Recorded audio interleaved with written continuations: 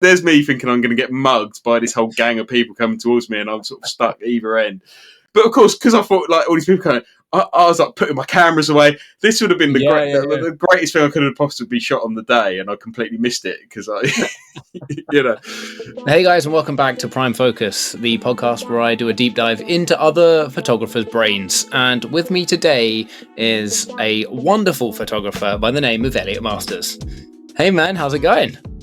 Hey, how are you? Great to see you. I'm good, man. Yeah, you too. I'm going to go right off the bat and say that while we can hear you perfectly, there will be a couple of occasions where your video lags because, in Elliot's words, he has an ancient MacBook and he's too cheap to upgrade it. Yeah, basically, I'm stuck in retro cameras and retro tech. So it's not good for video casts, but it does the job still. It does. So yeah, tell the guys a bit about yourself. Right, well, I'm Elliot. I have worked in photography for about 20 years, mostly around education in photography and in commercial photography and just my own photography. I have a background in fine art and illustration, and I've worked as a graphic designer. That's a bit of me, really. Yeah, awesome. I mean, we're definitely going to dive into that graphic artwork in a bit because we had literally had a conversation about this yesterday, or maybe even today. I don't know. All the days become one at this point. But I've like seen some of your artwork before, but the ones you sent over to me to look at recently are so good. So we're definitely going to jump in and have a look at, especially that band one in a minute. One of the questions I love to ask people that I think is like a really good baseline is like, what got you into photography and what was your first camera? Right. So my dad was always into photography. Not in like he was a photographer. He just likes tech. He still does now. So he always had like a gadget or like whatever. So he always had cameras and things. And I was in year 9, I think it was. So I was about 14, and I was going on a snowboarding trip to Lake Tahoe, and my dad bought me this Canon Ixus APS film camera. Which was like the hot tech at the time. Like honestly, it's showing my age a bit there. But yeah, are they the ones that were like they were quite small, right? Quite small, kind of like little mini bricks. Yeah, they were literally like these tiny little silver brick. They were really beautifully made, like metal case on the body, and you just literally just whack the canister in, and the camera did the rest. And it was I literally had it as a something small to put in my pocket in my jacket when I was snowboarding, and it wasn't going to be too bulky or a problem or anything like that. So yeah, it was kind of like it was a really hot ticket at the time. Yeah, because that's like I don't think they make that film at all now, do they? Because a lot of people get it confused with like the format size of like the APS-C sensors. I've heard many people get that confused. But yeah, because I mean, you know as well that while I have like newer cameras for like my like workhorses, a lot of the stuff I love shooting with is older tech. And like slowly getting into a bit more film stuff. And I saw one of those little Ixuses available, looked into it, and then realized like, if I get this, I'm going to really struggle to find some film for it. So it's like the only thing that put me off of getting one. Otherwise, they would have been perfect, just like throw in the pocket. Oh yeah, no, definitely. I mean, I think like we all do. I was shooting film. Well, obviously back then, but everyone went through this, digital revolution, and then we all got to that point where we all wanted to shoot film again. And I think everyone was asking their parents and everything like that, and friends and family, "Oh, have you got any old film cameras?" Whatever, and hoping that someone's got like a Yashica T4 knocking around at home or something like that and don't realise what they're sitting on. And my dad was like, I asked my dad, I said, "Oh, you got any film cameras knocking around?" And and he just and he said, yeah, and he took oh bless him, he like got them all together, took photos of them and everything, and they were all APS cameras, and I was like, oh no, it was like, I mean, he had a couple of rolls of APS film, but I mean, this film must be like 25 years old Yeah, at least. and And I'm guessing he hasn't stored it in a fridge or freezer. no, of course he hasn't. I think it was just like in the garage, something just baking away next to a window, So it's sort of like yeah, Just stored in the greenhouse during summer. yeah, puts it in the microwave every now and again just to give it zap it a bit more. But yeah, no. So yeah, that little APS thing was my buddy, and I'm actually the thing that I want to do next time I visit my parents is dig out the photos from that trip and maybe do something with those. Yeah, Because hopefully there'll be something quite cool there. Because it's pretty decent. It had a panorama mode on it specifically, and it probably just cropped the frame. I don't know, but it used to be you yeah, go to like Tesco or Boots or whatever, and they print it as a big panorama for you. So that was quite cool. So I think I've got a few panoramas that I want to find, and yeah. yeah, That'd be sick. I'd like yeah, not to make a decision for you, but if mm. I was you, having the talent that you have, I would want to get some of my old photos and Mm. then change them with some graphic design. So like bringing the old you and the new you styles like into one image. I Yeah, think that's that would probably be cool. so cool. That's pretty cool. Quite a cool nostalgia project there. Yeah, I really like that actually. Yeah, I'll just go find the photos. I think that'll be it. You know, be along with old games consoles and stuff like that. So hopefully there's something there. There's got to be Yeah, man, something. Yeah. that'd be sick. Um, one of the things I did want to ask you, and it's a question that I've like kind of had. I'm sure like people watching and listening aren't shocked that there are some questions that I get people to like pre-prep for because I don't want to Mm, just throw a bunch of random stuff at people and they're like, but one of the questions that I've had everyone prep for but haven't asked yet because they haven't been like the right people, but I think mm. you are, is the like what what makes like a good photograph in your eyes? And the reason I ask you is because you're in photography as an educator as well, and Yeah. like everyone else that I speak to or work with or know hasn't had that role in photography. So from my point of view, it'd be Yeah. quite interesting to hear from you like what that is, what a good photograph is. Yeah, it's a question that I wrestled with a little bit because it's sort of like, what is good, and is the point of photography to make a good photograph? Is that the point of it? Is it, is what is the parameters of that? It's easy to kind of almost quantify a skillful photograph, isn't it? You can see something that's sort of been technically set up, Yeah, or it's got great composition, but you could have really crisp, really, sort of like textbook composition and everything, and that's fine. But could be a bit soulless. yeah, It's just and it's sort of going on a tangent here. People still shoot film cameras. People still opt in on shooting Leicas and stuff like that. When you can get like a Sony A7, whatever the number is at the end of it now, and it will do everything perfectly. What's the point? yeah, yeah, And yeah, and there's photos that, like, I went to this really cool exhibition, and it was on the Sex Pistols. I was in Boston, and it was on the Sex Pistols, yeah, and all the photos were taken on. I think it's like a Leica M3 or something, something like that from back in the day. Sort of like the height of the Sex Pistols fame, and you know, I don't think there's one shot in focus. Do you know what I mean? But the yeah, photos were like awesome. They had a point of interest.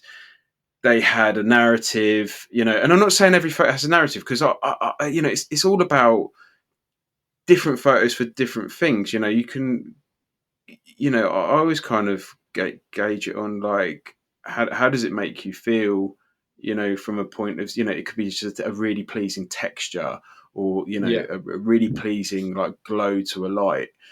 And I think to quantify that as an educator in photography, it's about that. Intention is fine, but then you can't rule out the fact that someone's made something beautiful without intent. Sometimes people just mhm, come across, we all get those happy accidents. yeah, yeah, And I think to quantify a good photograph in terms of an education point of view, it's not about the one photograph. It's about having a portfolio that's consistently good, Hmm. or consistently great, or it works together. I think when it sort of goes like a roller coaster, that's where you're in a little bit of trouble, and it's about that sort of bigger body of work. And it's sort of like why when you're making a website, you don't chuck 1,000 photos on it. It's sort of like a greatest hits. Because Yeah. you want to show yourself a peak consistency, don't you? Hmm. And I think the thing that never ever disappoints ever is ideas. Okay, like and ideas can be anything from I just want to shoot abstract textures to I want to shoot neon lights to I want to shoot people, interacting with each other. And I Yeah. always think stuff, work with intent tends to be stronger than people just kind of like, I don't know, just hoping for something to happen. Yeah. Yeah. Yeah. So yeah, I would say intent for me. Okay. If I, I wouldn't want to say it down to one word, but I think intention is key. And then because you can fail, like in terms of a technical aspect, but if it's still pleasing, if you still gain something from that image, it's still a good image. It Yeah. doesn't Yeah. have. Yeah. Yeah. No, that makes sense. That makes perfect sense. Yeah. I Yeah. think like I think we like as like creatives and as photographers, like everyone kind of struggles with that thought like all the time because Mm. I literally mentioned in like the last episode that I'm still trying to like narrow down why I take a photo when I take it. And like obviously Yeah. there's a multitude of reasons for why that can be, but Mm. like I kind of understand when I'm doing like street-esque style photography, like I know why I take that now. I know I'm always looking for one of two things. I'm either looking for like a like great color, like great Mm. bold singular color, or I'm looking for like a quiet moment in like a Yeah. busy area. Like those two things like get my eye every time. But Mm. there's also a lot of time that I will take a photo, walk away and be like, I really like this, but I can't like narrow down why I took it. I think sometimes it's like the thing about like when I was at uni and we did this whole thing on aesthetics, and the look, the feel, the texture, something. And I think we have to understand that, as humans, we just enjoy things that are aesthetically pleasing sometimes, and that feeling is different from person to person. It's why some people like certain texture compared to another person and things like that. Yeah. Yeah, so I think that thing that resonates with us.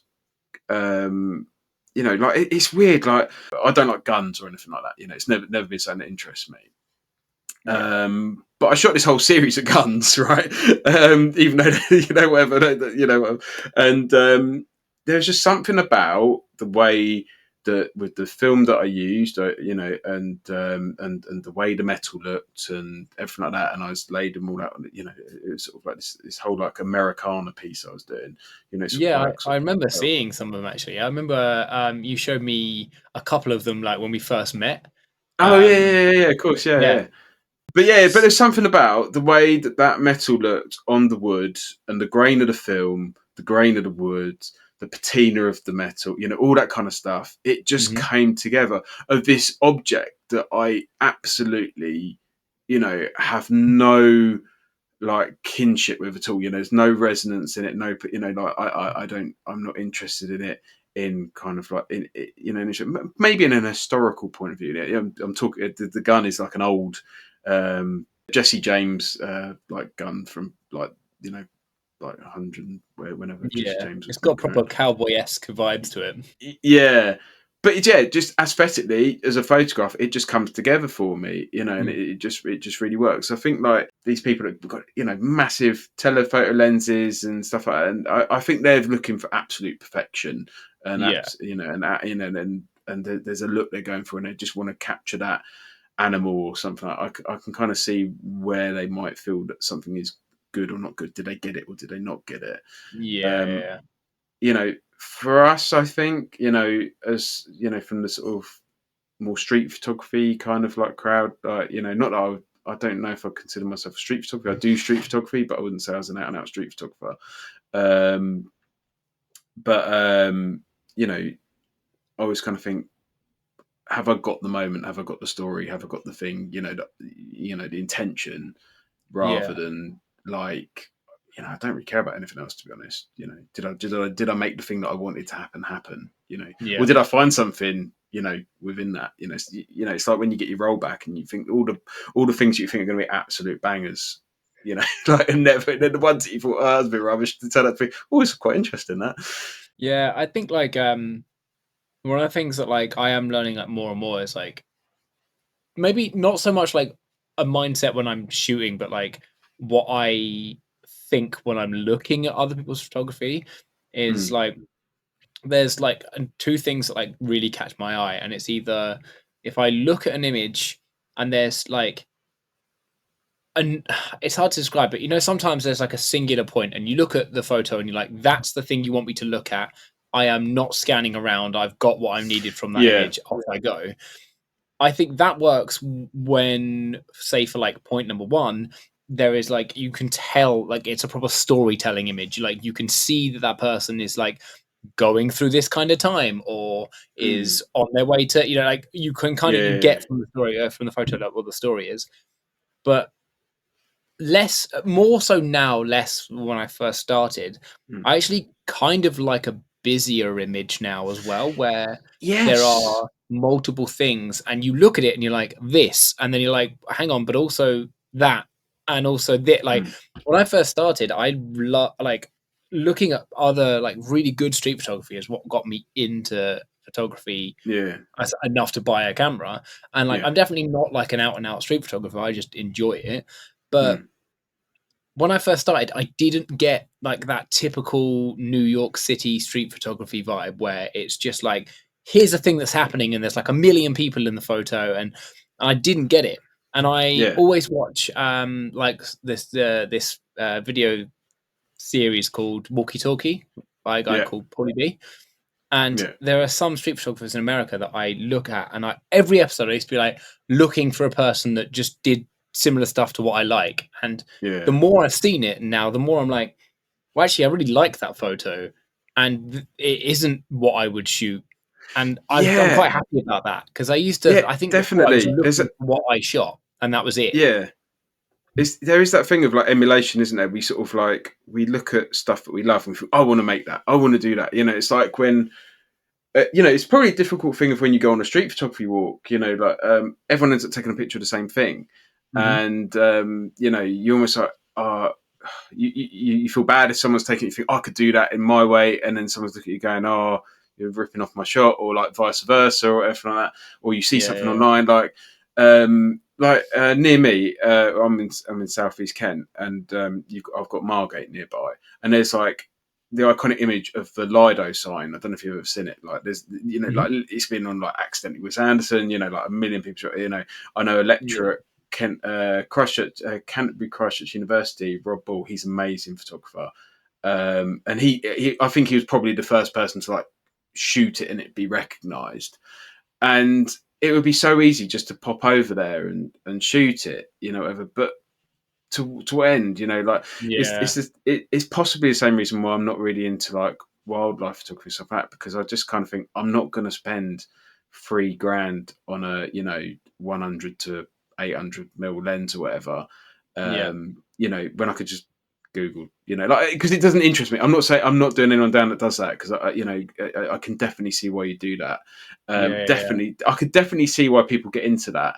But for me, I always want to kind of make like where you were talking about. It's like, we look at people we admire, and that's great, and it's kind of like, but I want to make the work that I make, and yeah, it's sort of like, just be the best version of yourself, and then yeah, yeah, yeah, yeah. it should all follow on. Be informed by other people, be inspired by other people, be influenced by other people, for sure.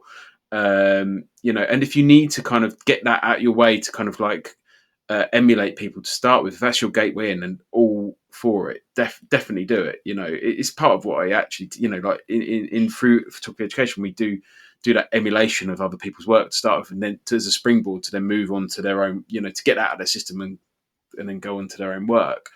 Yeah. So yeah, I totally get it. That kind of like, I appreciate that, but this is what I do. That Yeah. kind of Yeah. Yeah. thing. Yeah. Yeah. That makes sense. Um, Talking of what you do, Mm. what are you using at the moment? Like, what's your most grabbed sort of gear setup? So yeah, I've got a butt ton of cameras. So so it is that refining, isn't it? You sort of refine your process. Like that thing. What my go to is. So I've got a bit of show and tell. So I've got a kind of two systems set up at the moment. I've got one where it's Canon and one where it's Olympus. Okay. Um, and I'm pretty much only shooting film now. I've got the only digital camera that I really use at the moment is my Fuji X100. Yeah, I was going to say Um, because when we very first met, that was because that was the only digital. I took that and that little point and shoot with black and white film into that yeah, yeah, photo yeah, walk. And as soon yeah. as I turned up, you're like, "What are you shooting?" I was like, "X100." You're like, "The original." I was like, "Yay!" And you were like, "Wait, me too." Yeah, definitely, man. Yeah, it's cool. Yeah, I think the X100, the original one's so good that like I've bought like later iterations and got rid of it because it didn't really offer anything that the original one wasn't sort Yeah, of it's just doing, because you I got the don't power need. to crop in a bit more, and that's it, really. Yeah, but Mm, like I don't need the rapid autofocus. Coming from a film background, it sort of does everything I need to do. But yeah. I've sort of really been thinking more and more about like what is it that I want to do with my gear, and I come up with this sort of two kind of camera solution for each brand. So I've got my Canon 50E, Yeah. which honestly, just I even wrote an article on it about it. I love it so much. I don't understand, like, this is just sort of like has no right to be as good as it is. It's big, it's chunky, it's full of love. It's got a sort of like a goldy kind, that kind of Lexus IS color, that goldy, Yeah, yeah, whatever. yeah, yeah. Yeah, it's got That's that. It's kind of got that silvery, kind kind of. of gold and copper. Yeah, yeah, yeah. It's got that color on it. It's really tough. And it cost me a tenner on eBay like years ago, You and you had that with you as well, didn't you? I did. Yeah, Yeah, yeah, you had yeah. that, and then you had the little point and shoot cannon, which I very much wanted to steal from you. Well, that brings me to camera number two. Oh no! Yeah, Yep, there it is. yeah, yeah, yeah, yeah. It's the WP1. This is the American market version, so it means you get the really lovely, beautiful red grip on it, That's whereas that's the the one I'd want. It's so nice. I yeah, regret, like, the last photography show I went to, like, there was one up there for like 200 quid. I know that I wasn't gonna do it, but like you tease. yeah.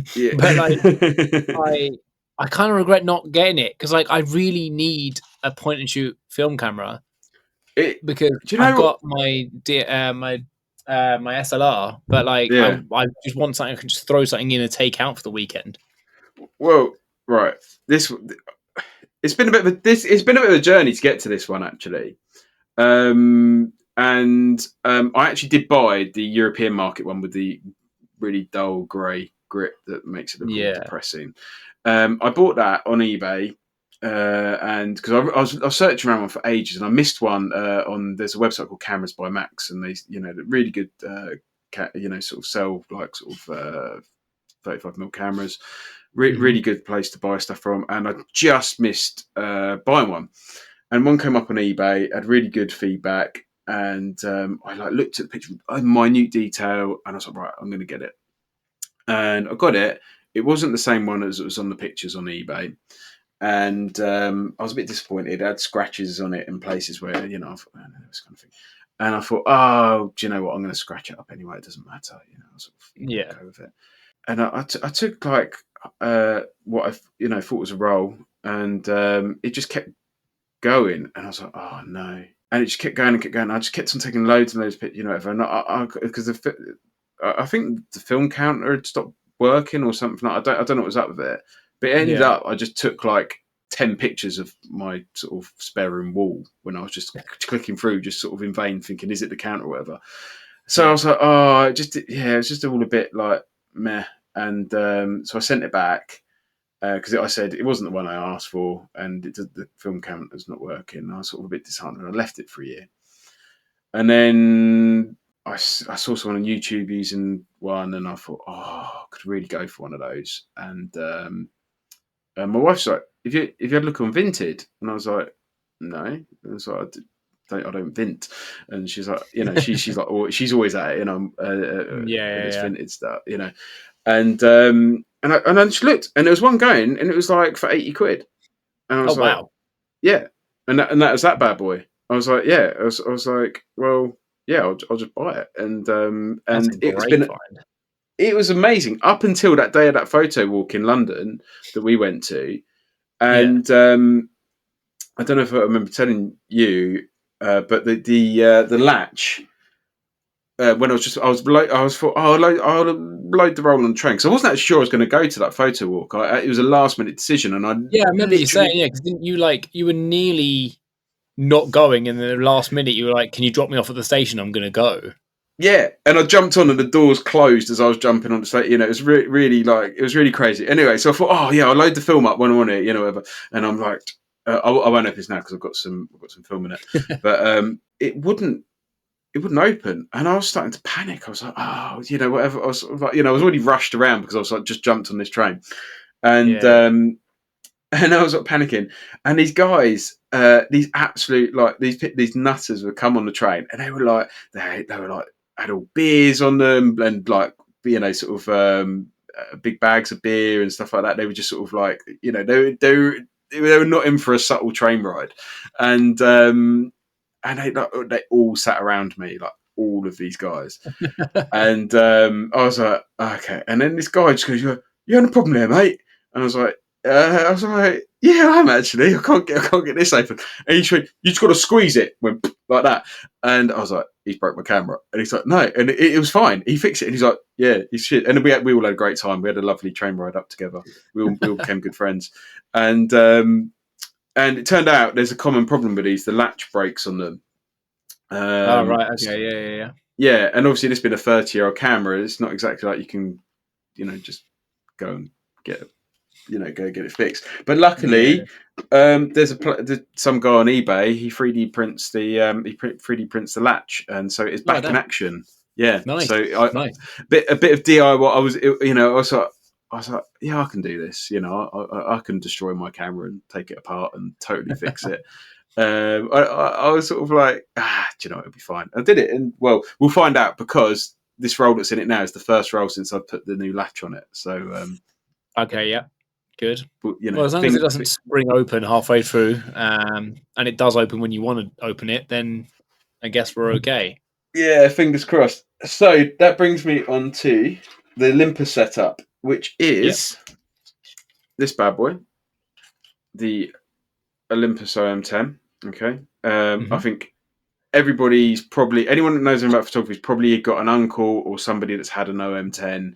They were pretty cheap in the 80s. This was my uncle's one. He bought this in Japan because he lived in Japan. He still lives in Japan now for 6 months of the year.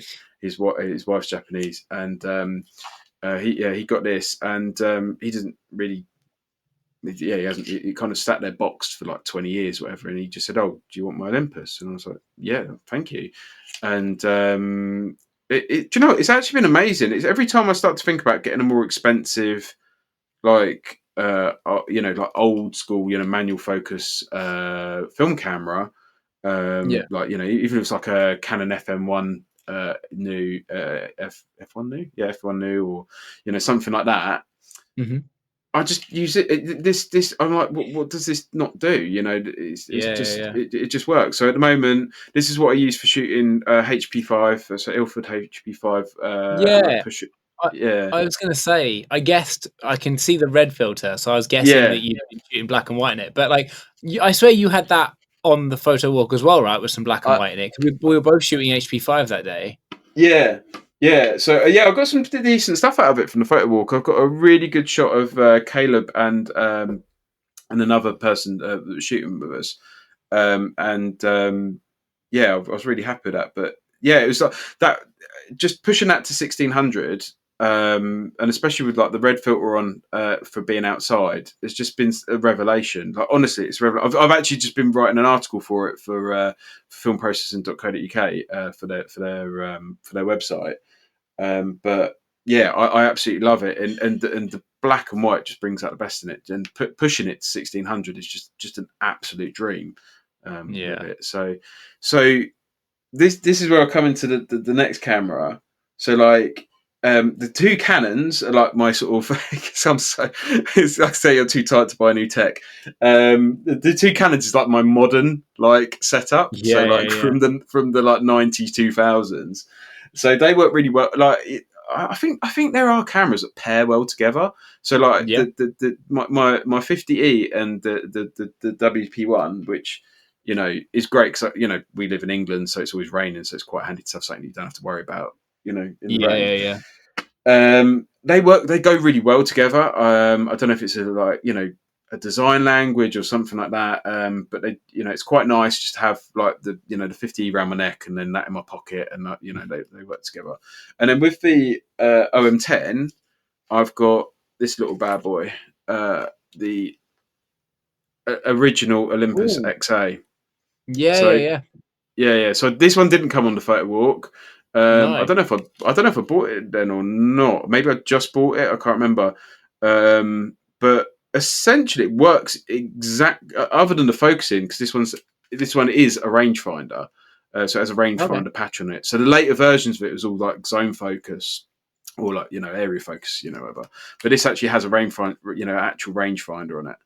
And just the same as the OM10, it's a aperture priority camera, so the aperture's on the side here, and Hmm. that means that like it's the same language again. Like I can take the both of these out, and Yeah, I'm yeah, kind yeah. of like I'm using the same like language in my head. Oh yeah, I've just got to worry about sort of only adjusting my aperture rather than thinking about everything else. So it's I can be quite consistent like that. It's quite nice, and it means that I Yeah. can pretty much on both the DSLRs, I leave a 50mm on them, and the WP1 is like it's 32mm lens on it, and the XA that's a 35. So it gives me like it's actually easier than carrying around two lenses really. So Yeah, yeah, it's yeah. quite nice. Yeah, Yeah, that yeah, makes sense. yeah.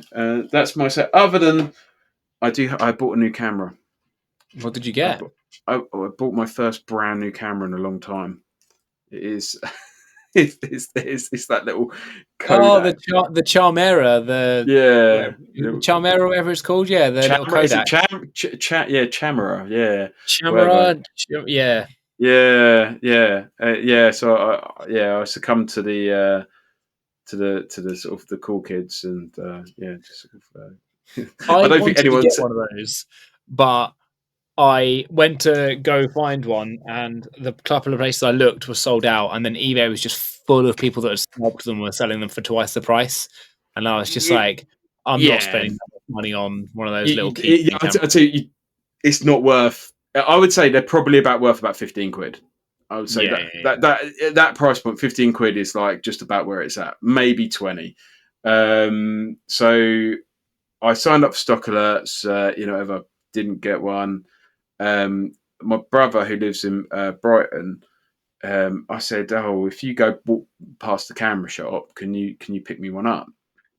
And he said, "Yeah." And he rings me. I said, "Oh, I'm in the camera shop." I said, "You're right." I said, "Yeah." He said, still want me to pick you one up?" I said, "Yeah." I said, "How much is it by any chance?" He said, "Oh, 60 quid." I was like, "What?" I was like, "I'm not paying 60 quid Yeah. for that." And he's like, "I've walked out my way to get this camera for you." I said, "Well, why'd you ring me up then?" But yeah, I was like, "No, don't do that." And I don't know why. I just after that, I was just sort of milling around, and it just come up as an advert like from Kodak Rito on my phone, and I just clicked on it, and I just went pre-order, and I got it for like 28 quid, I think, in the end. It's not bad. Yeah, Yeah, yeah, yeah. yeah. So I thought, oh, I might as well. And yeah, do you know what? it's cute, it's fun, it's not gonna do it. You're not gonna make any work with it or anything like that. It's just more of a it's more of a fun thing to bring out of the pub or parties or something Yeah. like sort of it's just sort of like look at this, it's a camera, and once everyone's got over it, it's sort of like it goes back in your pocket again, really. But yeah, but no, definitely nobody. Nobody don't spend big money on them. They're not worth it.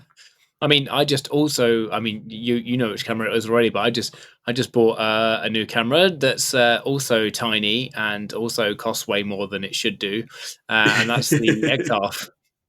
Um, Yeah, I know. I it's just, so they are cool. cool though. Yeah. I mean, I hang know on. they're a bit of Yeah. a. Oh, Have you got it? there she is. Beautiful. Yeah, they're cute. They're cute. They're fun. But that's the thing. Like people that talk about whatever some of the negativity on them is sort of like everyone talks about stuff for what it isn't rather than for what it is. You Yeah, yeah, know. yeah. I love Um, this thing. yeah, they're just fun. And Right. if it's fun and it makes you shoot, then surely it's the best thing to have. Yeah, I mean, like I've already changed it a bit, so it's got the small rig Yeah. grip on it because otherwise it is like holding a bar of soap. Um, and I've put on just the little shutter button on the top.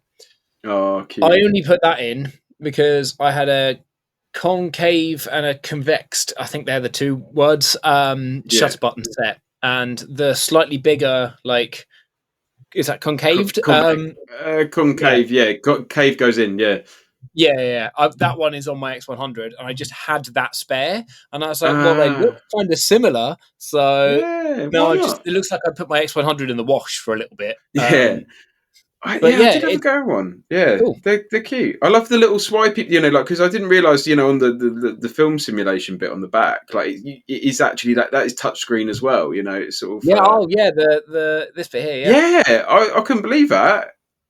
Yeah. It's really strange. Like, I I've been, as I was saying to you earlier, like I've been like sick the last couple of days, and Mm. so I've been working from home.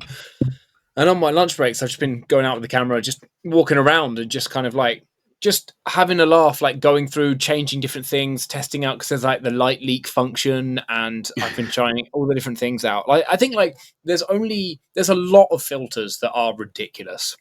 Yeah, They effectively just went, what kid style esque things can we put in this camera to make it more worth the money? yeah, There are two that I think are cool. There's the double exposure yeah. and light leaks. And I think they are the only two things that I'll ever use because, like, I think it would be fun just to, and I might even make a video about it. It would be fun just to spend the day in London and every photo I take gets taken with a light leak on it.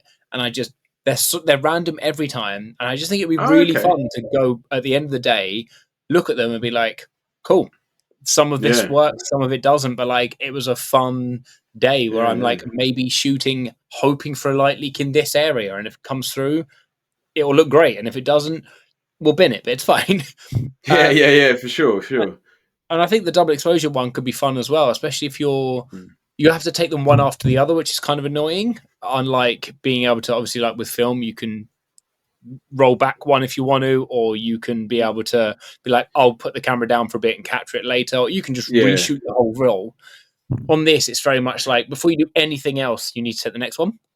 So Right. it Okay. is a bit annoying because you might think like, oh well, it's quite dark here. I'll get the shot I Mm. want, and it's of like maybe like a person on with flash on them, and then later on you could shoot flowers in the day, and so you're getting your main subject like lit, and then your flowers almost become your background. But I'm sure there'll be like a fun way to try it. But Yeah, I definitely. I've gone through, and I think the two film sims that I'm going to use most are it's the black and white. I think it's the Mm. Acros. I think. Yeah, I use that across because we got some like Fuji XT line cameras at Mhm. work, and like the Acros is always the go to black and white with that. And then their classic neg, I think, is the other one that Mm. I really like. I do like the Provia, Mm. which is like the really standard out the box. It looks the most like a digital camera with a little bit of film on it kind of Yeah, vibes. Like I just think the classic neg one, like especially when you're using, I'd say flash, but it's literally one LED. But when you're using the flash, it gives me the most film vibes of like Yeah. take a selfie or taking a photo of a person with the flashlight together. It just goes really nicely, and I Oh think for the man. size of it, this is going to be a like when we're just out and about having dinner and drinks with friends and Yeah. stuff, or going out for the evening. Like, it'll be really cool just to take it with me. Yeah. No, Um, that's all. Do they link up to those Instax printers? I don't know. I do want to know. I'll figure this out. I might Because be I'm just getting thinking, because they could the like, wide. would it be like a similar ratio to like the Instax Mini, like whatever, like that Yeah, kind of I like reckon it size? would. To be fair, Yeah, I reckon it would. It's that'd be weird because quite I cute. actually have an Instax, but I've only got the wide, as you can tell by the size of the. Yeah. Um, so I think like if I get a printer, I'll probably. I got that camera for free and a load of film for free. So, Oh, that's awesome! I got my Instax wide for free as well. oh really? Yeah, I did my niece's wedding. Harking back to my graphic design career, but like, my niece was getting married in Cyprus, and yeah, I did all their invites and stuff, and all this kind of stuff. Sort of all design bits for a wedding, for the wedding they had this Instax wide to like take pictures of everybody, and they just went, oh, just like just went, you can have it, we don't need it anymore, So sort of like, oh, thank you, and there's some film, and do you know what? I really rate it. The Instax wide is pretty decent. Yeah, I love mine. It's yeah. I think they're bit underrated. Obviously, I know everyone's Polaroid and all that kind of thing, but there is something about that Instax wide format. It's just something quite special. And those Instax wide cameras, I think, yeah, I like the format actually. Which wide do you have? Do you know which Uh, number? is it 300? Is it 300? Oh, hang on. Does it look exactly like this? This is also a good chance for me to put this away. Whoop. Oh God! Don't break everything. Does it look Is like this where we see this? an Instax wide hit you on the head? Yes, exactly like that, but it's different color. Yeah. So I got Yeah. mine. I got mine on a photo walk. I was Oh no doing way. I did the photography and videography walk, which is why I met Tangela, who was in the last episode. Yeah. And it was run by a guy called Sam, who's better known as Optical Wonder. And he had a bunch of competitions and stuff. And lovely. Good to Hey, see you. white boys. Just what? This is the thumbnail. Just like. Yeah. um, but yeah, there was a couple of challenges, and one of them was like he'd had some like film canister kind of esque stickers that he just stuck in random places in London. And then when Yeah. we were walking like this loop, he was like, okay, this area there is one. If you find it, like you win one of the prizes.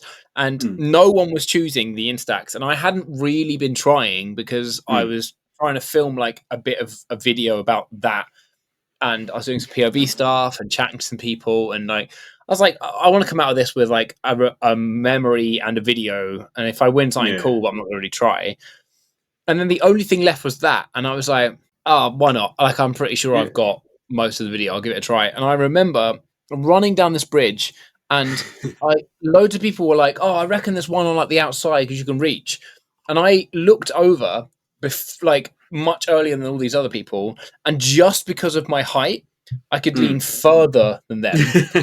And I went, oh, took a photo of it and just ran off. And they were like, no way it's there. And then someone like boosted someone else up over and they were like, oh, God damn it. And I No. ran over. I was like, Oh Sam, man. like running at him. I was like, I found it.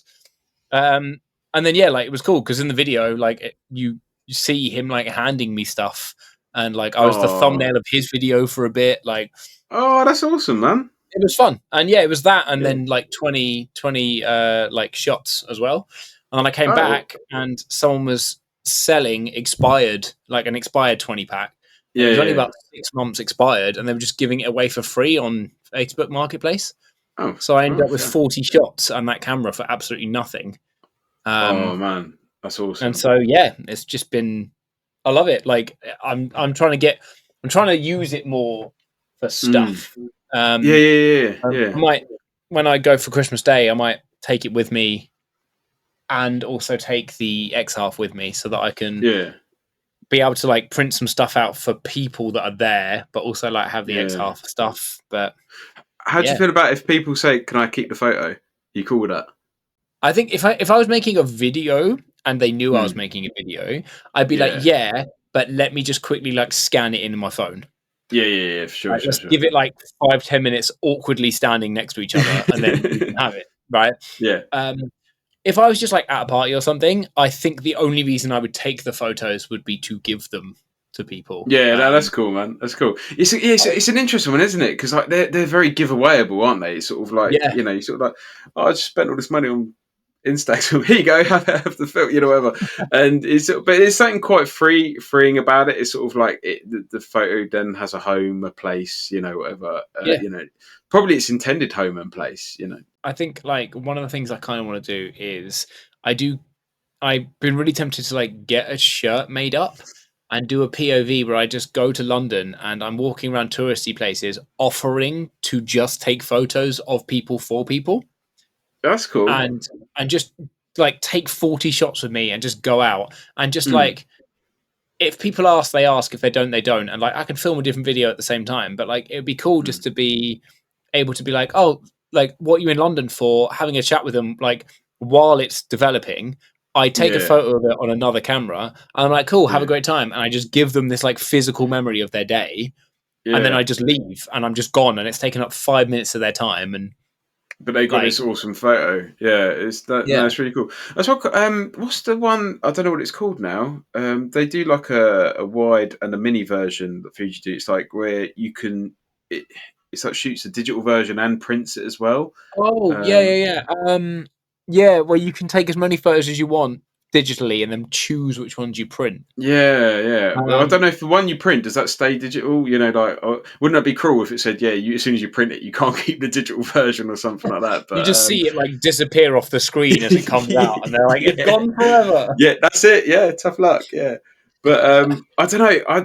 I don't know if those ones are as good quality. Or, yeah, I'd have to have a look into that. That could I guess be. it's good that you don't have to fully commit yourself to giving Yeah, that but then photo I suppose away. you then used to get into that problem of like you choose the one, and I think that's the cool thing about like instant cameras is that it's happened. That's tough luck. It's Yeah, sort of like it's a there you moment. go. Yeah, Yeah, that's it. And if you and I think that's why I really like shooting film is to avoid that yeah, situation. Like whenever I shoot digital, I just overshoot.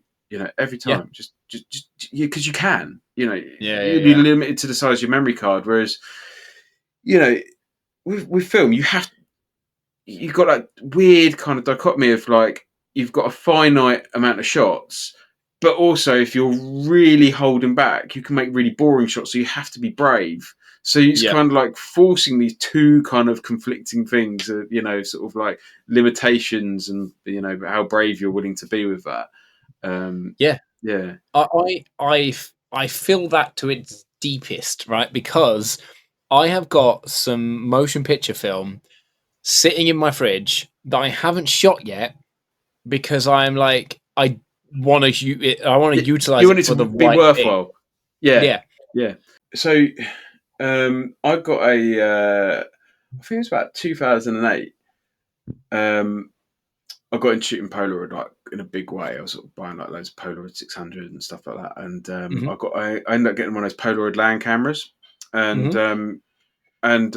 I just got a shed ton, like like so much peel apart Polaroid. I think I paid 50 quid back then, and I got like a fridge worth of like peel apart Fuji, like was it F100. I've got a few black and white. I've got a few color, whatever. And I just shot loads of it. I've got a box of all these like all these peel apart Polaroid films, and I've got a Yeah. box of color and a box of black and white left. I mean, I'm looking on eBay and they're like about £100. They go for about £100 each now for this, and I think that's like, I bought a fridge worth, like, for Yeah. Yeah. 50 Yeah. quid.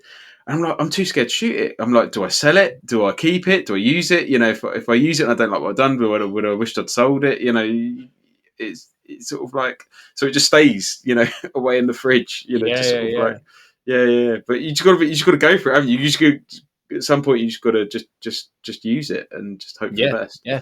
Yeah, I think if I was in your but position, I would sell a couple of packs. If I had like a multiple left, I'd sell yeah, one or two just to like fund like the next few rolls and development. And then yeah, I'd be like, I'll shoot a couple though, because otherwise I'd be sad that I didn't yeah. do it. I've got quite it's a little it's my retirement fund, all this peel apart Polaroid. Yeah, it's cool. But yeah, I just, because I had so much, I was just shooting it left, right. Anyone come around the house, I'll just take a picture of them with it, you know. Yeah, And yeah, yeah. yeah, and it's quite nice. It's quite nice going back through them. Actually, I'm actually really glad I did that, because it's sort of people from, you know, back in the day, and like friends and stuff and family that, you know, just like the memories that I'd never get again. That is the thing. The cool thing about the instant film is that you you do have the memory still. You know, like I rarely ever look at any digital photo I took from 20 years ago. Yeah, Um, yeah, you know, unless I'm looking for something specific. yeah. You know, I just don't. You know, not really of like people or anything like that. Which is why I really like having like a compact film camera to take pictures of, like, you know, I always have one, like if I go out, if I go to a pub or go out with some friends or something, I always take a little compact film camera, because you know, it's just so nice to take those memories of people in those Yeah, cameraways. And 100%. like kind of like when we was in London, and like and you know, you got all those photos that Caleb nicked your You did, camera, yeah. didn't he, in the pub, and took pictures of everybody on the street photography walk, and like that's just awesome. Do you know the fact he just got up, went and just went for it, and now you've got those. You know, you've got everybody from the shoot. You know, Yeah. as a really cool. You know, you're not having to sift through it all. It's just that's what happened then and there. Yeah. Yeah. That I remember it happening. Like it was so funny, and like I'll breeze it really quickly because I've definitely Mm. like mentioned this story before. But like I just remember it makes me laugh so much that he was like, oh, a point and shoot, and like looked at it, and I was like, yeah, have a look, man. Took one, and he was just like, smile, takes a photo directly of me, and then I was next to Liam, who I've Mm. hung out with a few times now, and a guy who I think his name was Cedric from the guy from Germany who was over with like his family for something else and then could make it to that photo walk. If I'm saying his name wrong and he's watching, I'm very sorry. But he was like, "Oh, get together." So like all three of Mm. us went together, and then he took a photo, and then he was looking at it, and he was just like, you know how like when you're playing like a game or on your phone, and a child looks at you like, "I'd really like to play that, but I'm not going Yeah. to ask." He was just staring at it, and he went, "Oh, you've only taken like 10 shots, like 12 shots," and it was like obviously a 36 exposure. I was like, "Yeah, I know, I've got loads left," and he just stared at me, and I went, "Go wild," and he just got up so fast and just ran Yeah. around with the flash out that he like, bearing in mind, like obviously we're in a group of photographers, so you can Mm. kind of feel that you trust people a bit more, but like he has like what we were calling the holy grail of film photography, like his camera there, Yeah. and he just slides it across to me on a table full of beer and goes, "Take care of her," and just runs off. And I was just Yeah. like, "You don't know me. I could leave this pub now with this camera, and you are stuck with the plastic point and shoot that I've borrowed from a friend." Yeah, no, it was such a good meetup. That it was It a was. really good fun meetup, and it's one that I'm forever grateful for jumping on that train last minute to go to. The light was just, when we was at the Barbican, the light was just amazing. It was, yeah. You know, we got so lucky with that, especially like earlier in the day. I mean, I was in Southeast Kent and it was raining, and I was thinking, that's part of the reason why I was thinking, oh, I won't bother going. I don't want to go all the way to London just to get wet. Yeah. And you know, the light was perfect. It was a really good. I think it was just a really nice collection of people. You know, it sort of Mm. seemed to be, you know, of all different levels of photographer, but everyone was really generous with their time, because everyone was just wanted to talk about the, you know, mutual shared love and interest of photography, and everyone Yeah. had like different cameras. Everyone had a camera that was a point of interest for someone else. you know, it was just a really nice vibe. You know, yeah, Yeah. I just had such a great time. You know, and yeah, just sort of people, you know, keeping in contact with all these great people. It's, you know, it's just been a real legacy thing as well. Yeah, 100%. Like, and I don't think I've ever said this to you, but you like properly put me in like the right mindset for that photo walk, and like you literally made my photo walk better. And like Oh, the thank reason you. that's honestly because I in classic fashion went out for like a couple of beers the night before. A Yeah. friend of mine like disappeared off. I found him in like a hotel bar. He wouldn't leave until he'd eaten, and I ended up getting in at like 4:30 in the morning. Oh, And I slept, and I got up at like, and obviously what the photo walk was, the meetup was at like 5, I think, or yeah, like it was like kind of like early evening, late afternoon sort of time. yeah, And I got on the, I was getting ready at like 2 o'clock, and I was just like, I don't know if I'm gonna go. Like, I was feeling like a bit anxious that day, and like I was also just like tired and hungover, made everything worse. And I was just like, I normally don't mind going to things by myself, but I was just like, I'm just gonna go, and I'm not like the most film shooter that's gonna like be there. I'll probably be the least film shootery person there. And I was yeah. like really in my head about it, and I was like, I'm gonna regret it if I don't go. So like, I forced myself onto the train all the way up there. I was just like watching photography videos, just trying to like get my brain in that like creative state to like shoot. And I walked. I could see people up there, but I'd never been Mm, to the bar before, right? So I'm right. walking, and I didn't come out of that tube station, and I'm standing, and I can see effectively the back of you and some other people up on that bit. And I'm like, I have no idea how I get up there. And then I saw a man just disappear in a little cubby hole, and I was like, Yeah. and I looked, and I was like, oh, they're the stairs. And I come across, and as I walk through, I walk past some people and kind of smile at them, and they smile at me. And then I literally remember you were facing away from me, and I said out loud, I guess you guys were all here for the photo walk." And everyone was kind of laughed and said, "Yeah." And then you turn around, you were like, "Yeah, hey man, I'm Elliot." And like literally, and we had like this 10-minute conversation while we were like waiting for Caleb and everyone to turn up. And Yeah. like it just like shut me, it just shut my internal like brain, just like it shut down. I was Oh, so like anxious walking up. And then we had this 10-minute conversation, and my brain just went, "Oh yeah, let's just take some photos and have a good time." And I think like if I hadn't have had like that interaction at the beginning, I probably would have had like a really different photo walk. So I'm oh, very thanks, thankful that man. you got on that train. Oh no, cheers, man. That's really good to hear. No, it's really cool. It was just I was like the first person to arrive, and oh, that's really cool. That's made my day. Yeah, I was the first person to arrive, and like because it was just like this like pin on the map, you know, it was sort of like Yeah. I was like, I didn't know if it was upstairs or downstairs. So I was sort of, Yeah. got off. Obviously, I hung around the downstairs for 10 minutes. Then I went upstairs.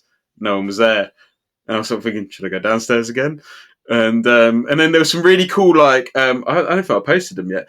There's some really cool light hitting from over that kind of tower across the road, and I Mhm. caught a motorbike sort of coming through. So I was just getting some like shots of like stuff coming through, like in this sort of sliver of light.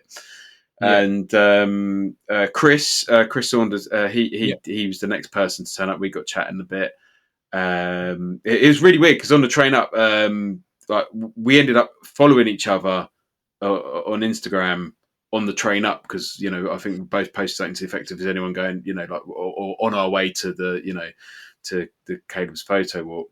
Yeah. And you know, so it's like, hey, oh yeah, I've just that was really odd. Like, we've just followed each other, but we've never met, and we've met like 5 minutes afterwards. It was really strange.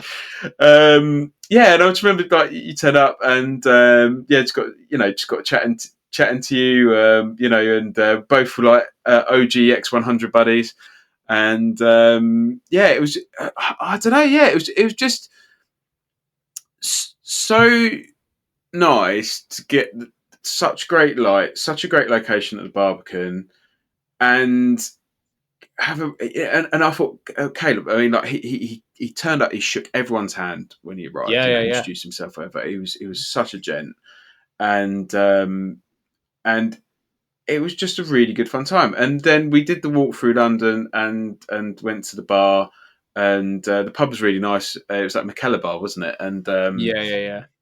And it was just such a nice vibe, and everyone was just so friendly and Yeah. so welcoming. And like people come from all over as well. Like that guy from, they said before, that guy from Germany. There's people from like Northampton, Bristol, stuff like Yeah. that. Yeah, such a cool time. Such a cool time. Yeah. It was crazy. So I had the opposite way round of the following story where because I shot all of the like the black and white photography and stuff, and like I won't lie, I fangirled way too hard when I woke up and saw that Caleb was following me. I know he followed you after their event as well, and I was Yeah, just yeah, like, yeah. even I was like, I don't think he did, but even if he followed everyone at that event, which I don't think he did, because that would Mm. have been a crazy move, I was just Yeah, like, that's still pretty sick. Like most of the time people are just like, thanks for coming to my event, and they follow no one from it unless someone's yeah, like really like adding value to their like day to day. But for him to be like, oh, I kind of like got on with these few people and like remember them enough. yeah, And then yeah. I messaged him, was like, hey, I'm going to develop those shots, like do you want me to like transfer them to you when I've Mm. got them developed? And he was like, yeah, man. He was like, that'd be amazing. And then Yeah. I was like, I don't have anything to shoot. Like, I've got like 6 shots left and I don't really have anything to shoot. And I was like, I'm just going to go out for a walk right now. And it was Mm. like right in the middle of the day. So I had some really harsh light and a lot of like really strong Yeah. shadows. And I was like, I am just going to go shoot 6 photos. And if I don't, I'm going to come back and I'm just going to take 6 photos of like the floor because I really want to develop this role and I cannot be bothered to waste it. So like I was trying to shoot the last 6, got them done, got them developed over at the place you suggested, and the scans came back pretty quickly actually, considering they were black and white and there's like that little bit of delay. Yeah. And they will be where I get my next roll of color done for Ah, sure. definitely. Yeah, yeah. Am I allowed to mention one on here? Can I say You who are they are? indeed. Yeah, yeah, yeah. Yeah. So they are filmprocessing.co.uk. I'm brand ambassador for those guys. And they're great. They're such a great team. I was using them before I became an ambassador for them. So Mhm. they just make they just do really good work, and their color turnarounds are so quick as well. They're amazing. They're Yeah. actually amazing. But yeah, with Caleb, yeah, I remember like yeah, he followed me. I was on the train back, and I think he followed me on Instagram. And when I got back home, I just got a message from him going, "Hey, buddy, great time." He messaged me. He said, "Hey, buddy, great time. Just checking you got back home okay." I was like, He's such a "What a nice guy, man. yeah." I was like, "What a gent." I was like, "Yeah, man, all good. Yeah, cheers." And then he was like, we were having a bit of a message, and I was kind of like, you sort of think, "Oh no, he's messaging me, but am I messaging back too much?" Whatever. You sort of like, Yeah, I yeah, was yeah, like, yeah. I am tired. I need to go to bed. I was like, I I'm crashed out. overthinking this. Yeah. I was like, but yeah, I need to go to bed now, and yeah, but yeah, it was so cool. Like, it was this mad thing. So when I left all you guys, because I got the last train back, which was earlier than your guys one, Yeah. and we'd had a few beverages and Just and a couple, yeah. all together, yeah, and I was walking back through London, and as ever, Apple Maps decided to take me down the sort of darkest, dingiest alleyways, and I'm walking down this road, and it's completely pitch black, and I'm halfway down it. So I either have to go back the way I came or go back. I've got all my camera gear on me. Yeah. I've got my phone out, just to make myself even more of a kind of like, just mug me kind of like magnet. And I hear this big like bass music happening, and like a whole gang of people are coming my way, and I was like, oh no. I was like, what's going to happen here? You know, Yeah. and it was like, I was sort of like, how can I charm my way out of this one? And And I was Would you like, guys? Would you guys like some portraits? yeah. And I was like, what is? Yeah, I was sort of like, this is not good. Like, and then all of a sudden, genuinely, the world lit up, like genuinely lit up. All these neon lights, like everything like that, just come along, and Jesus. and it was this like community pride thing happening, and they're having this ride along, but their lights stopped working, or whatever. There's some like broken speaker. And Yeah. they were like, waving to me coming past, and I was like, oh, "There's me thinking I'm going to get mugged by this whole gang of people coming towards me, and I'm sort of stuck either end." And honestly, they had this amazing light display. But of course, because I thought like all these people coming, I was like putting my cameras away. This would have been Yeah. Yeah. Yeah. the greatest thing I could have possibly shot on the day, and I completely missed it because I, you know, um, Oh yeah. God. Well, I mean, talking of photos you missed, let's have a look at some photos you didn't miss. That best I've ever done. It didn't feel forced at all. Okay, so the first photo is a photo of a man in some water. It sounds like I'm underselling that, but it is a photo of a man in some water.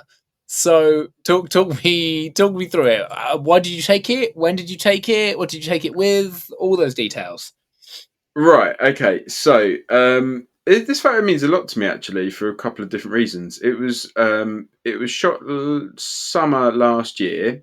It's sort of end of July, and it was when I ran my own very own first photo walk actually, Mhm. and I was kind of so anxious about running my first event, and it was in Dover, Yeah, and I took everyone down to the harbour, and there was just this guy just shouting at us and waving, sort of like wanting to have his pitch take. He was going for a swim, yeah, and it's a weird one running like running your own sort of like photo walk, because I wanted to do it because no one does them around here, and yeah, I was sort of like, well, if you're watching things like from Caleb and stuff like, the beer and cameras events and stuff like that, I was like, I want to go to one of them, but there yeah, isn't anywhere for me to go to one, because if I go, there's ones in London, obviously, but that requires travel and then getting back and stuff like that, and yeah, sort yeah, of like I just want something local, and it was this weird thing of like looking after your people that you brought together, yeah, and also wanting to, but also I just want to take photos.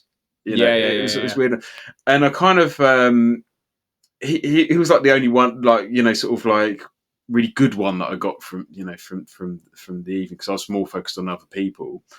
But once I'd kind of shot that photo, I relaxed and went, and the rest of the night went really, really well. But he was just taking a swim. He just looked up at us. He was waving, and I shot it. I was using the 50E, so the 50E, and I was using the 50mm on it with a black pro mist on it. yeah, And I was shooting Candido 800, which is kind of like Cinestill 800, just sort of like a different respooled yeah. motion stock with the rem jet removed. And I just love it. I love it because it could be anywhere. Like Mhm. any kind of like it doesn't look like it's shot in Dover, Yeah, at yeah, it all. literally could be anywhere, yeah. Yeah, and it's quite you know, I do like an element of nostalgia in my photos, and it's kind of timeless. As Mhm. in a sense, it is. It's as old as what color film could be. Yeah, it literally And could be anywhere in this very broad spectrum of film photography, like, you couldn't it would be I could be looking at this now and thinking you took this 20 years ago. Like, yeah, you'd be really hard pressed to, like, try and timestamp when this was taken. yeah, I know, and that's something when you ask about what I like, like what makes a good photo. It's not about necessarily what I good photo, but what I like in photography is I quite like that ambiguity of when. I don't know why that Mhm. interests me. I'm not saying that I purposely do it, but it's just something I enjoy, and Makes that's sense. something I enjoy about the photo. And it's just like in this seemingly endless sea of blue, like it's just like. do you know, it's just in the middle of like it's in the middle of the sea, Yeah. and the texture of the the little sort of like tiny waves in there. It's just sort of like just so it's one that's always been like so it's a I think pretty much all the photos I know like to you like recent ones, and it's sort of I don't know, it's just one that's really stuck with me. I really like it. One of the things I like about it as well is like, um, I'm trying to think of the way to describe it, but like, it feels because of the way like where the ripples sit. When I look Mm, at the photo, it feels like it's three layers. Like there is like the top and bottom of it, which is like much calmer sea, and then there's yeah, like perfect like almost like I don't know like semicircle or like a rounded circle of like ripples running out of him, hit yeah, him dead center. And when you look at it, like you can. This is weird to say because it's obviously like just an image of the sea and a person in it, but the way it's structured, you can see that he is in the sea by how like deep it goes back. If that makes sense, like if there wasn't ripples, it wouldn't seem like a 3D image. It could just be like the yeah, sea, a person. But you yeah, can see definitely. what's foreground and what's background of that because of the way the ripples run out. Yeah. I think I explained that badly, but I know what I mean. No, no, no, it's cool, man. And it's also that it's kind of like this element of danger to it, almost like how far out is he? Yeah, yeah, And because the you coast know, could be just at the bottom of that, or it could be bloody miles away, and you've got a long lens on. Like you don't know. yeah. I mean, like literally, like what 500 meters away from that is like ferries going to Calais. Yeah, You know, coming out the breakwater or whatever. You know, it's sort of like there's like P&O and DFDS ferries just cruising on by. It's quite mad, but and the way this is nothing to do with me or what I did to it, but the way the Candido rendered that blue, yeah, it's lovely, isn't it? it just got it right. It is exactly how it looked that day, at that Yeah, time, because that was like in the evening. Sort of just loved it. yeah, it's a great shot. It's a great shot. The second one gives me like real backroom vibes. Um, and I'm guessing it's like it looks like it's a storage facility, like a storage locker facility or something like that. Yeah, no, yeah, you're dead on. It's a lock. I think it's a lock and store or something like that. Hmm. And it's hard, isn't it? When someone goes, it sometimes doesn't matter if it's someone says send me 10 photos, send me 3 photos, whatever. I always kind of think you're cutting something. You're having to cut something out Yeah, and pick something over. yeah, yeah, yeah. And in this one, I was kind of like, oh, this one, I don't know. And this is sort of like one minute it was like I must include this. The next minute it was like I mustn't. That kind of liminal lighting, Yeah. and I, there is a kind of like again almost sort of like a scary element to it. Sort of Hmm. like some kind of mild threat there, like where that this is not a comfortable Yeah, yeah, situation. yeah, yeah.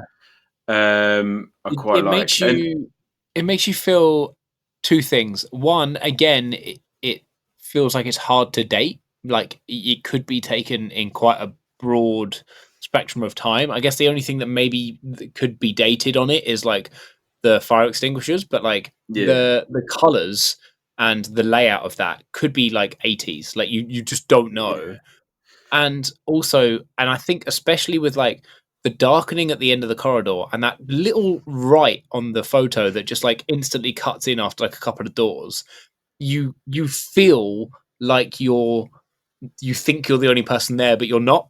If that makes yeah, sense, like that's what the yeah. No, photo gives. exactly. So this one came about me and my mate Mike, who I go out shooting with. He's on Instagram as Flare Folk. He's a great photographer, really, really great photographer. Check him out. Um, we just basically just went right. We're gonna go out. It was like Friday night or something like that. And we just wanted to go out and find like neon lights around Dover. Yeah. and we kind of thought, right, we had a hit list, so we went up to like where all the drive-throughs, like, McDonald's and the petrol stations and stuff like that. Yeah. Sort of like there. It's a kind of like an icebreaker, Yeah. and then we just sort of drove around sort of looking at stuff, and there's this place, this storage locker place that's sort of over by nearby where my daughter goes swimming, and I was just past it thinking it looks cool. It's just like this big building with like the same orange as the colours of the doors. I Hmm. was like, this it looks cool. And I said, I'd love to go. Just I don't know, just shoot. I bet it looks really cool at night, and it didn't really look that cool at night, to be honest. You have these great fanciful ideas of I'll come back there and whatever, Yeah. and it was fine. Do you know what I mean? But it wasn't what I had in my head, and I was kind of like, oh, and I just kind of went up and it was all turned off down there, and then I went up outside the window to it, and this is shot through a window. This Oh, photo, okay. yeah, and and when it's window, the lights just turned on. They're in this automatic thing, whatever, and some sensor or something must have, whatever. And Yeah. I Yeah. just Yeah. pressed it up, pressed the camera right up into the glass, and this was shot on Candido at 100 as well. I'm not sponsored by Candido, but Candido, if you do want to sponsor me or give me some free film, that'd be lovely. But yeah, it's shot on Candido again. I had the pro mist on it, so like you not only got the halation from the from that remjet route, but also the diffused light. Yeah. Um, I was gonna say the lights are perfect. yeah, and that's it. It's just, and that's that thing I'm talking about, like the aesthetics and just having Hmm. that something to I don't know, yeah, just like that because it's a very simple image. It's 1 point perspective. You know, it's not of anything. In the sense of it's just of the corridor. Yeah. Yeah. Um, Yeah. but yeah, there's sort of like that kind of impending threat or whatever. Yeah. And I think. yeah, Yeah. It's honest to God, it's one of the first photos I've seen in a little bit that like properly makes me feel what the person that took it in like thought it would feel, if that makes sense. Like yeah, yeah, yeah, yeah. as soon as you like, Yeah. oh, it's got a feeling to it, I was like, I know exactly what feeling it's got, and it's not a good one. No, no, it's not. And then like when we were shooting it, like there's people like driving up, like into cut, but they weren't getting out to go into storage. And like, it was fairly, it was sort of like what's Yeah, going on yeah, here. yeah. It was a weird situation for sure. But I again, like I think also one of the things that I think a lot of like new photographers don't understand is they'll think, oh, there's so many colors here and there's so much going on and it'll make a great image. But like sometimes, and a lot of the time, too many different colors makes an image harder to look at because you're like, Yeah, especially for me, like I feel really overwhelmed when like there's bright reds, blues, yellows, oranges, greens, like all in one image. And you're just kind of like, yeah, I don't know what I'm meant to be looking at. This one it's so clean. It's like white and like a nearly yellow of the obviously the halation and stuff on the light. You've got that separation where there's like two bits of green that pop up, all the doors are orange, and then there's that splash of red. And it's just yeah, like there's other than like the yellowy bits on the white for the light, there's three colors and white. yeah, And like yeah, that's it. And orange is a major theme through it. You got the couple of splashes of green and just that one spot of red. And I think like yeah, if everything if there'd been like posters up and other things or the doors had been yeah. Oh, multicolored, yeah, like, it yeah. It wouldn't wouldn't. be the same. Yeah, But like I think one of the other things that gives the unease of is it has like that clinical like hospital feel yeah. because of the way the lighting is, the way the flooring is, how clean it is, how empty it is, and just like yeah, it's hauntingly beautiful. Thank you. Well, it's interesting to say about the fire extinguisher because it's like so I actually try and do this in some illustration work, but like back like way 100 years ago, like painters, like red used to be quite expensive paint to use, and one of the like sort of artistic theories, whatever, was I'm probably getting this all wrong, but they used to put like something like either red or pink in the sort of bottom right corner of a painting to draw your eye around the painting a little Yeah. bit. And if I could have just had that fire extinguisher on the other side. You know, Yeah, whatever. yeah, yeah. Or like if the image was like reversed. I mean, I know I could Photoshop that and reverse, but Yeah. but yeah, but it is kind of not. It's something you can travel around a little bit, and like that red kind of brings you back down to the bottom. Sort of like what you sort of go round the image and Yeah. yeah, I mean, for me, to be fair, where it is, my eye already does that because when I look yeah, at the image, I get caught by the silver lock on that third door on the right, yeah, and then yeah. I follow down the corridor, and then I'm at the end of the corridor. My brain thinks like, oh, what's this right in the bottom left? So like they're still doing that, which is like really useful. It's weird you say it because that's exactly how I looked at it. Is Yeah, I looked yeah, at the orange door straight down the corridor, and then went, oh, what's that in red? yeah. Yeah, it's mad. I think as I get older, I'm simplifying like what I'm looking at, breaking it down a little bit more.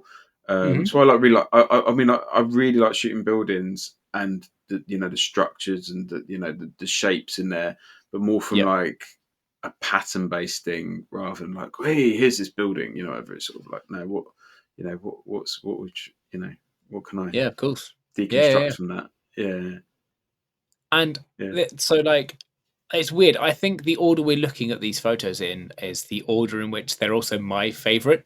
Like I really like the first one, and then the Mm, second one I really like, but this mm. third one, I love this photo. Um, It. Oh, it's good because it almost didn't make the cut. It was the last. It was like a oh, this.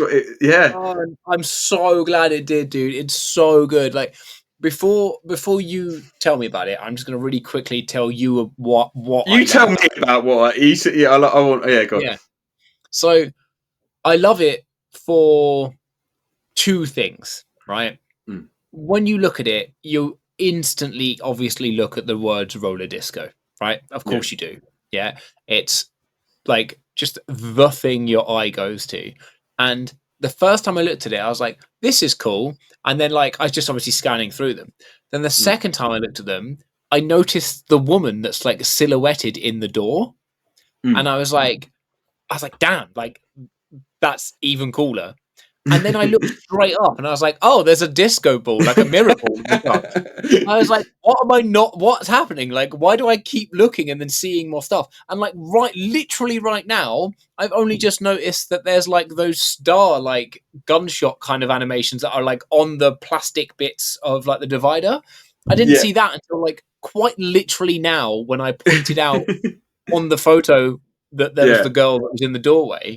It's one of Yeah. those No. images that you just look at and yeah, you just look at it and like you keep looking around and you keep seeing a thing that you haven't seen before. So tell me about it. Like I've waffled enough about the photo that No. I No. No. really You're like. cool. No, it's good to hear your take on it. I mean, so the first two photos are shot in Dover. This one's shot in Margate. So it's still on the Kent coast. And like I've been very fortunate enough to do a lot of travelling, and stuff like that. But I am really like an advocate of like my area and photographing it and showing it because coastal towns they have a perception of a nice sort of like holiday not holiday sort of they're like day trip destinations now I suppose Yeah, yeah, yeah. and but also there's a lot of poverty and stuff like that and they've kind of fallen behind a little bit. There is some regeneration projects, and I'm kind of always interested to sort of view my take on these areas and stuff like that.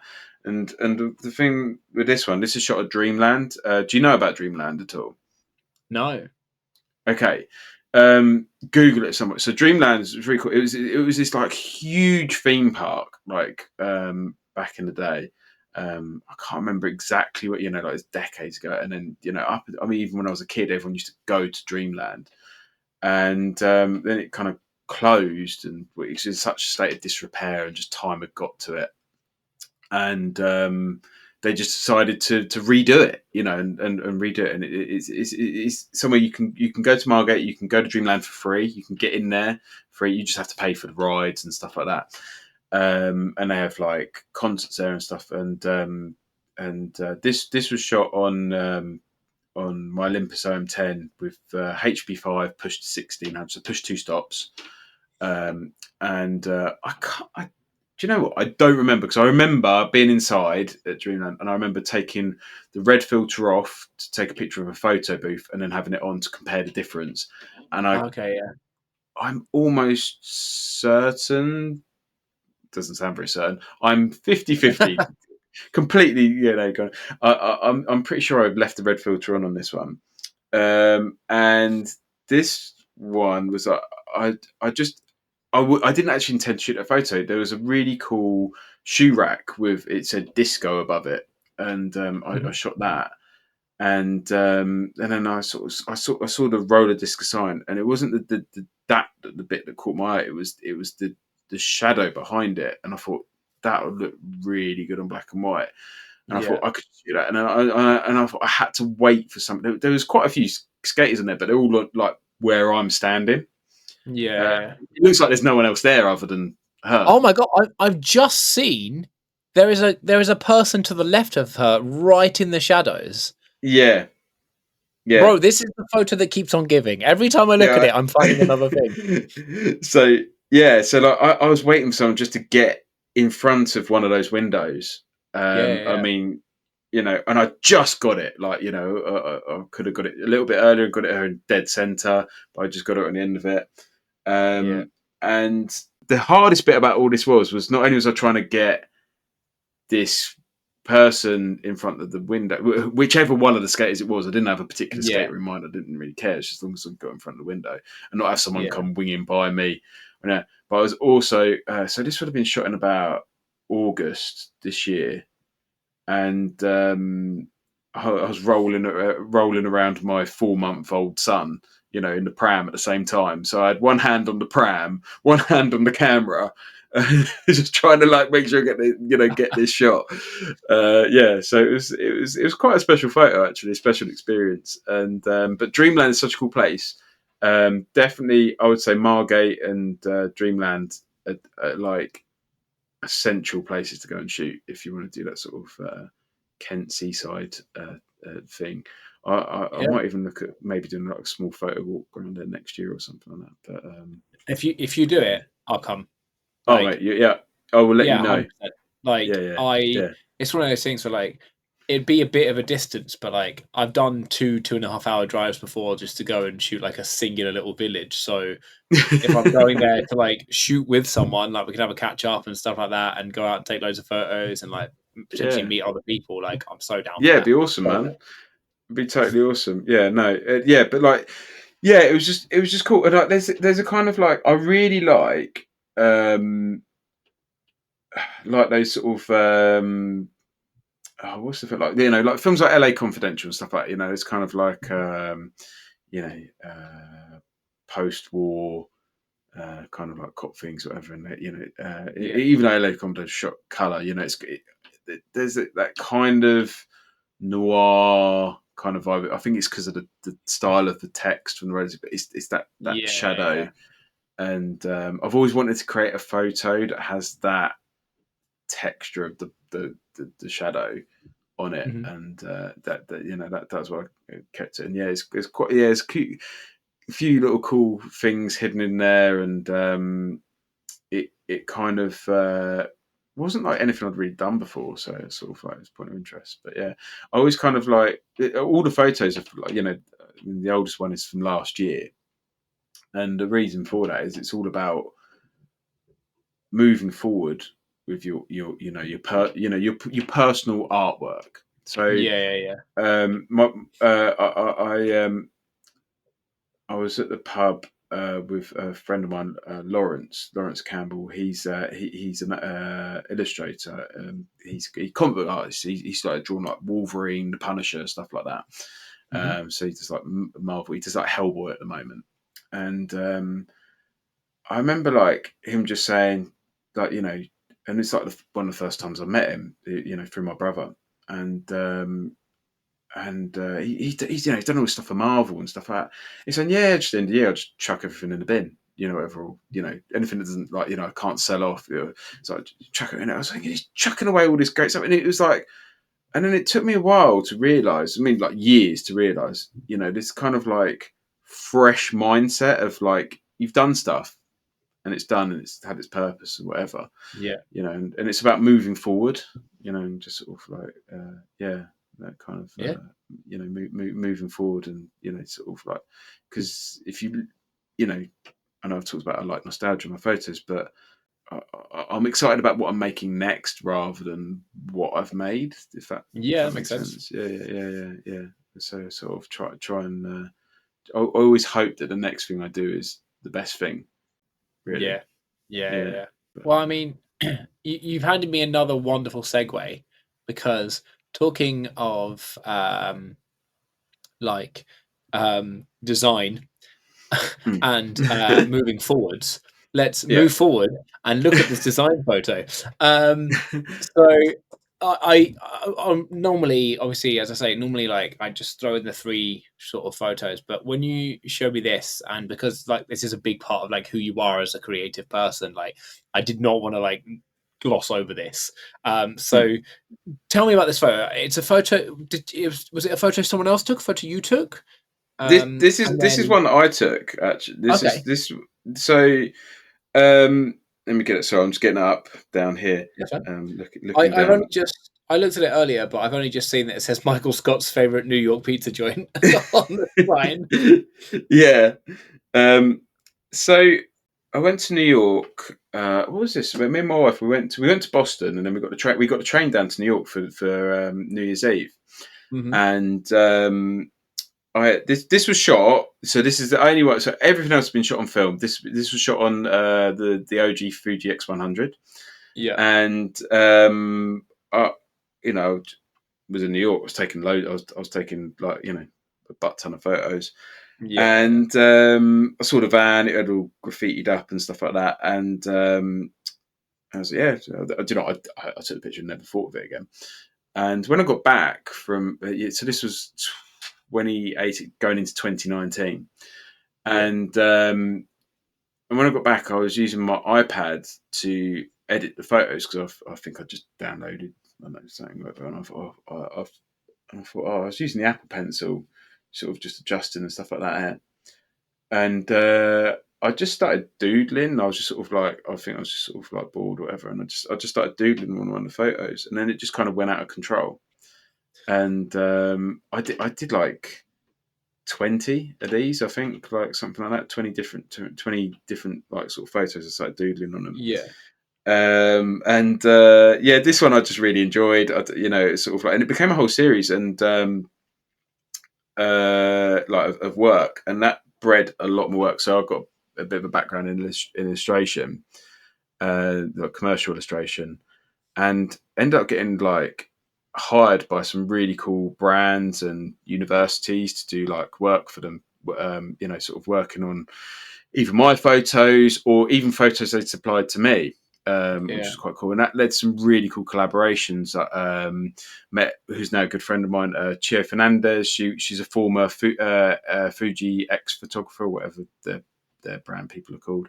yeah, And we worked on a sort of like a fine art project. She shot these photos in like Procida in an island off of Italy, um, and we shot those. And one of those got picked up by an art collector, and then like brands like there's a sort of t-shirt company called Hobo Jack. They, I did some work for them. University of Kent. Stuff like that, and it's kind of like became a thing. I just started doing. I've got like all these new. I've got one here, like so one here with it just became really good fun. But this one was just like just my favourite, really, from that New York trip. yeah. I love Yeah, it. and cheers, man. Yeah, just loads of I little love. in jokes, silly stuff that makes me chuckle. And I think that the Michael Scott's favourite, because there's that episode of The Office where he just walks past that and he goes, "This is my favourite," whatever. And I was like, I've got to get it in there. And I always on each and every one of them, I hide a fried egg on it. Nice. Yeah. Yeah, I was gonna say I did see the fried egg. Yeah. yeah, I don't know why. I can't remember how that came about, but I just hid a fried egg on every single one. and I think it says, yeah. Oh, yeah. This one was commissioned. This actual one. So just looking, sort of a moment. This one was commissioned by an online education company to show how you do it. So this was one that, although I shot in 2019, I did that whole series. This one was made more recently because it was from Oh, a okay. video tutorial. Yeah, I love it. yeah. It's so cool, man. It's just Cheers, like man. such a unique, cool, like art style, but two like thought to be like I'm gonna, because like people draw and create in that kind of style, but to do it on a different medium instead of just Yeah, like a canvas is what I love about it. It's just so cool. no. It's like taking editing photos to a whole new level. Yeah, it was. Yeah, and it just came about as a happy accident. Thank you, man. It was sort of like, Yeah, and I really enjoyed doing it, and it's really nice collaborating with other photographers as well, and seeing their work and working on their files, and peeking behind the scenes a little bit. Like there's this guy in Germany. He's amazing. Felix Graf. He's just this amazing portrait photographer in Germany. yeah, And when you get someone like him, who's so talented, trusting you with his work, because it's one thing drawing over your own stuff, whatever, because it doesn't yeah, matter, it's my stuff, whatever. But when you got people that like trust you with their work, with yeah, like work they've shot with like professional models and stuff like, people that have known and stuff like that. That is, it's sort of quite humbling in a way. yeah. Um, and sort of like you kind of just got to make sure you don't mess it up, really. Yeah. But yeah, oh, it's wonderful. I love it, man. Thank I you. look forward to seeing Thank you. some more stuff, man. Yeah. No, yeah. Yeah, I need to get back on it, really. I've got a couple of ideas in mind. I think I'd like to do a few more portraits on it, but I'll probably share some old ones on Instagram again soon. I think just throw them out there. Yeah, do it, man. Do it. Okay, so I have a couple of questions I ask everyone. They are Yep. rapid fire questions. I want some Okay. rapid fire answers. Okay. This is imagine the countdown clock is ticking from the moment I ask this first one. Okay. Yeah. And so there's four of them. It's a this or that, except for the last one. Are you Okay. ready? I'm ready. I'm Okay. here. Okay. Prime or zoom lens? Prime. I knew you were going to say that. Black and white or color? Oh, don't do that to me. This is the I'm one gonna I knew go. you'd struggle with. Yeah, because black and white's my newfound thing. I'm gonna go color. Okay. Sunrise or golden hour? Sunrise because I'm up early. Okay. And if money was no option and you could buy it right now, what would be your dream camera? Oh, it would probably be an X-Pan. I think just because That's I a haven't solid got it. choice. Do Yeah. you know what I mean? Like, I don't care if it's the Fuji one or the Hasselblad one. Probably the Fuji one. I think because it is a Fuji camera. It would be the X-Pan because I haven't got anything like that. Like I could say like Leica M6 or something like that, but like Yeah. you know, I, I mean, money no object. I get some pretty sweet Leica glass, but yeah, Yeah. yeah, that takes that gambit out of the way. But yeah, X-Pan because it would do something I don't have. Yeah. Yeah, that's cool. Yeah, I'd love to have an expand, man. That'd be so cool to yeah, have an expand, or just even to yeah. like shoot one roll. That'd be so sick. Yeah, it'd be really Well, cool and just do something different. Yeah. yeah. Well, I mean, thank you very much for being a guest, dude. This has been so much fun. Like we haven't. This is like the first proper conversation we've been able to have since I last saw you, because Yeah, we're both busy people. We chat occasionally, but I yeah. think secretly I'm starting this podcast series just so I can catch up with friends. Yes, Catch up with some friends and make some new ones. That's just I'm just putting it on YouTube because then that means I don't have to film other videos. No, that's awesome, man. Thank you for having me on. It's been awesome to see you again. It's been such a cool experience. Yeah, man. And like, if you run a photo walk or you just want to meet up and shoot, let me know. I'm so down for it. Definitely. Maybe even we'll just meet up and be the little wide boys and just shoot. Yeah. That's it. We'll get these bad boys out, and Yeah, I think I mean, wander come around on. towns. Who needs an X pan when you've got a Yeah, Instax wide? You know, yeah. Just sellotape two of them together. Problem solved. Um, sure, yeah. problem solved. Yeah, exactly. We could have them side by side, shoot, do a Yeah, bit of cutting. You know, just yeah. cut, just cut it, and you know, and just some, you know, some This is sellotape. this. That's it. Yeah, this is a take that no one's ever had before. But you don't need an X pan when you have two Instax wide, some scissors, and some sellotape. Exactly. Problem solved. We're saving everyone money here. Just get some Definitely. free Instax, free Fujifilm Instaxes, This is and then the new photography thing trend that no one's thought of yet, and yeah. you know, you've heard it here first, guys. Well, you're welcome, Yeah. everyone. Trademarking it. So yeah, I mean, if people want to check you out, where can they do that? Your Instagram, a website, whatever you want. Now is your time to absolutely, unashamedly flaunt yourself for the internet. Okay, cool. Right. Probably Instagram. It's at the _light_session. So that would be yeah. At the light session is the best place to find me and my photography work. And you can click my affiliate link for filmpresses.co.uk if you want to. If you want to get some really cool film scans and buy some film.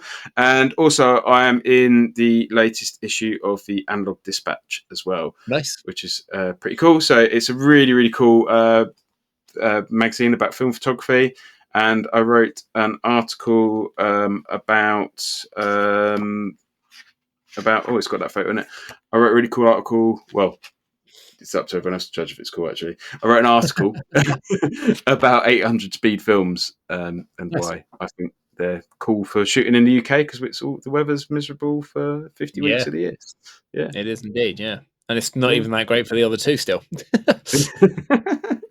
Yeah, but they're shameless plugs over.